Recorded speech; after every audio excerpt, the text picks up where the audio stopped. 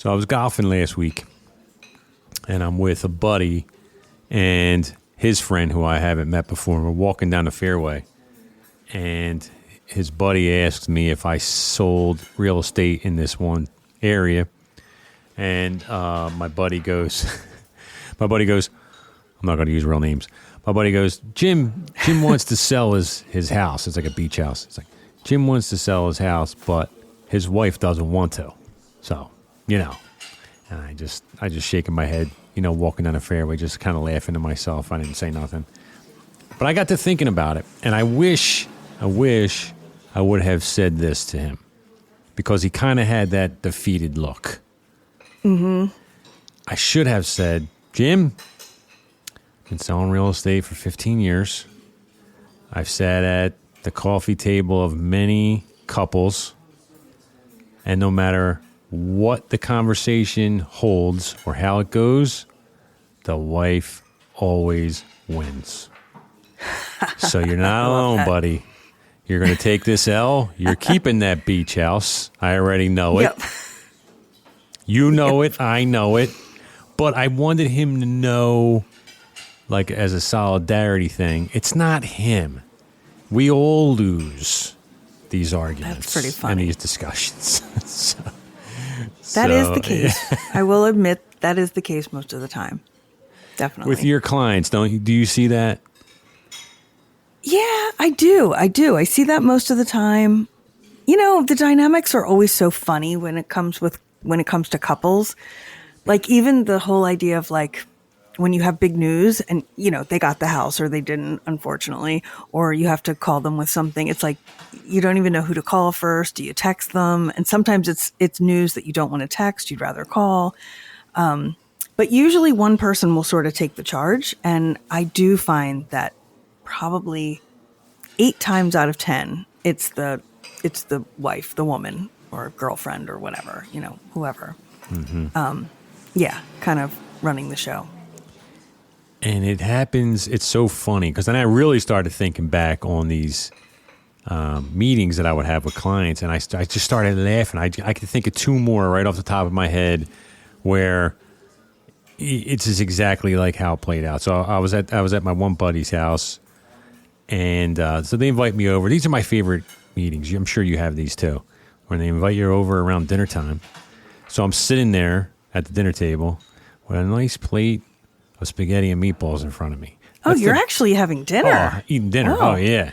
I need your clients. Oh, yeah. So I'm sitting there eating dinner, and we're talking real estate. So because they were thinking about selling. This has got to be 10 years ago probably. So my buddy was literally laid out like a strategic plan with, like, data and math and charts and line graphs of why it probably wasn't a good idea to sell our house, which is almost paid off, and move at this particular time. So I'm sitting there. I'm like, this is great. Go ahead, Mike. Keep talking. I'm working over here. I'm some business. So I'm like shoveling spaghetti down, drinking some vino. So, okay, that's good. Good points. So then after like 10 minutes of him going on about why he just wanted to wait for, whatever it was, the next couple of years or whatever. So there's like a pause in the air, and then we all kind of turn to the wife, and I figured, now she has the floor, and she looked at us and said, well, I just want to move. So then I slowly turned back to my buddy, and he goes, what am I going to do? I said, okay, well, I'll send you the listing paperwork. It's fine. Yeah, sounds like you're moving. Let me see your report. Let me see your report. Shh. We won't be needing that. That's so funny. Yeah. But how was it? So you and Sheena bought your house, 2 years ago now? Pretty recent. Yeah. Who was in charge on that one? Well, who do you think? Sheena. Yeah. 100%. I really didn't want to talk about myself, to be honest with you.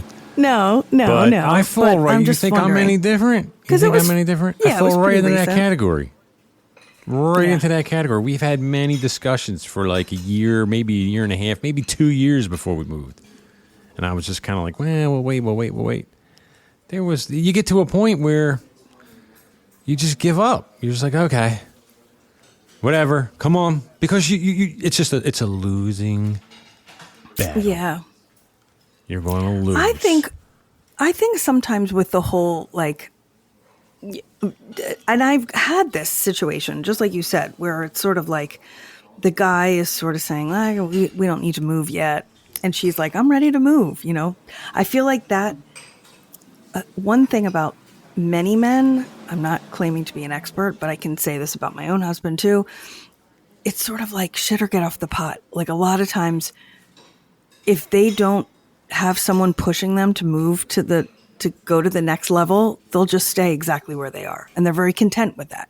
Like, you know, with our house, we were on a really busy road. We loved our neighborhood. We were in Mount Airy. Love the neighborhood. But we were on Lincoln Drive. And I just kept saying, like, I feel like I'm in a fishbowl. I feel like every time I come out of my house, people are seeing me. I feel like people know when I'm home because they pass and they see my car in the driveway. And they're like texting me, hey, you're home. Hey, I just passed your house.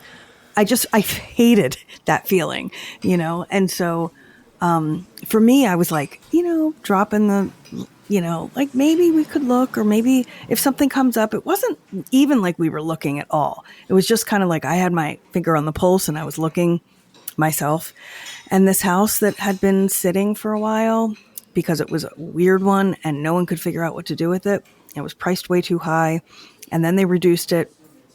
And I said to Billy one night, I was like, just humor me and get in the car and let's drive half a mile down the road and just take a look at this house with me. And he's like, absolutely not. I'm not interested. I mean, it was like a fight getting him in the car. And finally, I got him to do it. I said, just humor me. We don't have to do anything. We literally pulled down the street and into the driveway.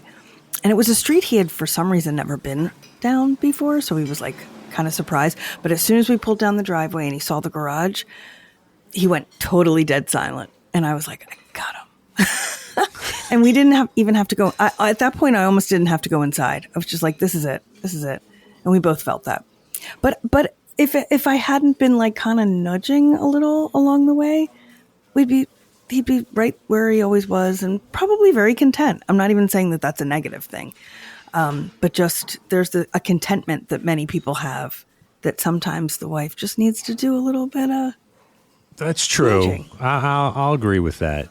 If Sheena wasn't pushing for certain things, they probably wouldn't happen. That is true. Yeah.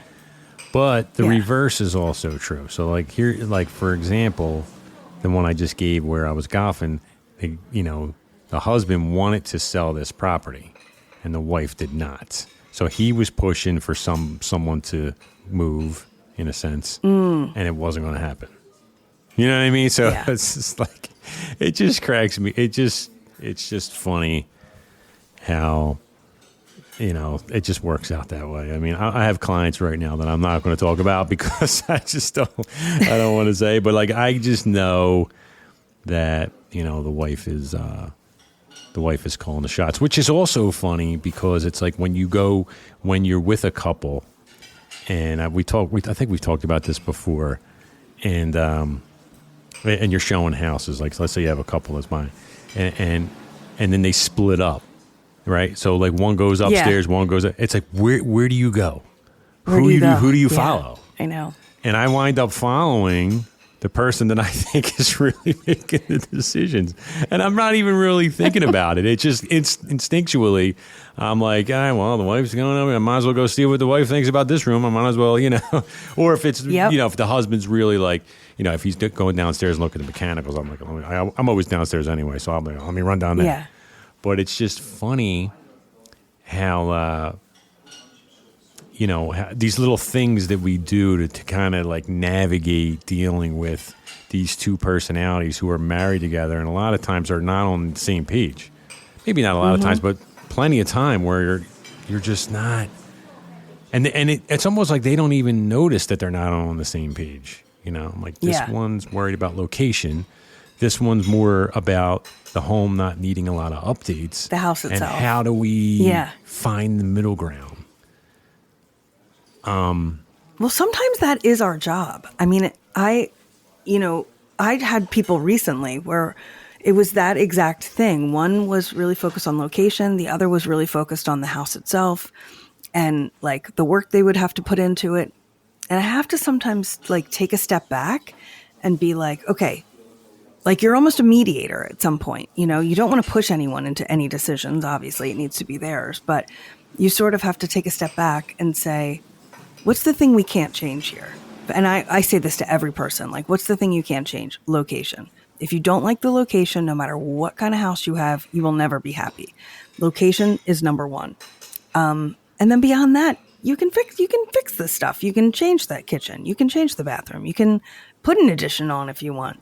There's a million things you can probably do to make the house better for you, but you can't change the location. And when I did that, they were both really quiet. And then they were like, yeah, you're right. And now every time that we're out, they keep saying, okay, location. Remember when you said location? So they're listening. Sometimes they're listening. But yeah, it is tough. Sometimes, though, the location's really not in their grasp. The actual location that the one party wants. So it's like, we could try to get you as close. So now you have to get something like it's not exactly where you want to be. It's close, but also has to be completely, in the shape that the other party wants. It's just that's true. Dude, I was running this this client around. He was a new client, and it's so funny. He was big in every sense. He was a big guy, so he had this like presence about him, and he had a really big job. I mean, he was like the head of, I'm not even going to say what, but it was like a big job where he probably ran the whole East Coast division of some company, hundreds of employees, all this stuff. Very A-type, very driven. We're out looking at properties, and I got to learn, obviously, what he was looking for. And it was very traditional stuff, and a lot of like crown molding and chandelier and like very old school, traditional. And, we were narrowing that down. But then one day he was traveling, so the wife contacted me, and her daughter, college-age daughter, wanted to go look at houses. So I put a list together and I took them out, and they fell in love with this property that was like new construction. And I'm walking through and I'm going, oh man, I'm like, Pete's going to hate this house. He's not going to like this house. These girls like this house. And I'm just trying to be like, blah, blah, blah. And they love it. Okay? They absolutely love it. And I'm just like, this is just not good. So a couple days later, he gets back from out of town. He's like, Bill, the girls saw a house they really like. They want me to check it out. And I was like, okay, I'll set it up. I'll meet you over there. I said, just a heads up. It's like the complete opposite of what we've been looking at. So I just want you to know. He's like, I understand. He's like, I kind of saw the photos. He's like, but I got to go check it out. I'm like, okay. So I meet him over the property. He's walking 90 miles an hour through this house. So I'm like, I could tell he don't like the house. Yeah. He's going, and he's going right through the first floor, up the steps, through the second floor, all the way upstairs. Boom, boom, boom, boom. And then walks back down through the house, and we go back to the kitchen. So it's just me and him in this house, and he's got his hands. He's standing there.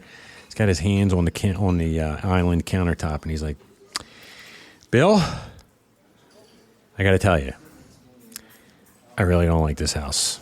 And I was like, yeah, well, I figured, And he goes, but my wife and my daughter love it, and I got to live with them. So what are you going to do? I was like, what? Wow. Oh, my God. So what happens? He winds up buying the house. And I was like, just felt horrible. Not to keep going, but he calls me 11 months later to sell that house. You're 11 kidding. months later. He's like, I can't do it. I was like, I tried to tell you. Yeah, 11 months later. Uh-huh. Wow. it's just funny that even at every single level, a guy with this, like the real high status guy versus, just a regular schmo, we all lose this, these battles. It's so funny to me, man. It's tragic too. It's funny. It's funny where it's funny in a crying aspect, crying kind of way. But Oh, I love it. Well, I'm on the good end of that, so I'm okay with it. yeah, exactly. Yeah, you're reaping all the benefits. Well, you have to put up with a lot of other crap in order to win these battles, right? A lot of crap. A lot of crap. A lot of crap. I don't even have access to my own garage. In fact, literally, I don't have a key. I don't even know where the key is for the garage. I don't even know how to get into it. Because Billy's motorcycles. Well, he repairs motorcycles, right? And then he builds them from scratch. Yeah, there's probably about 50 in the garage, along with an old car. And he's like the Fonz. Studio above, art studio. Yeah. He's like Arthur Fonzarelli. Yeah. Right?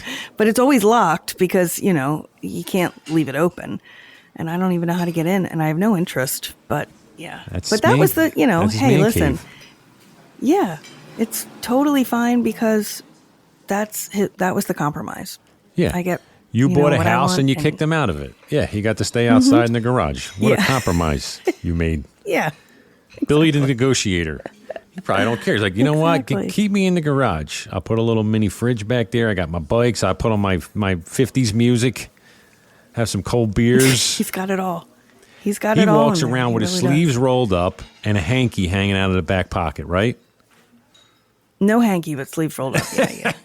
Yeah. You got the hanky back there. And cuffs. You never know. You got to wipe down. Jeans with cuffs. Yes. Some kind of steel toe work boot. Always. Right? I know it. You know. Might drop a wrench or something. Yeah.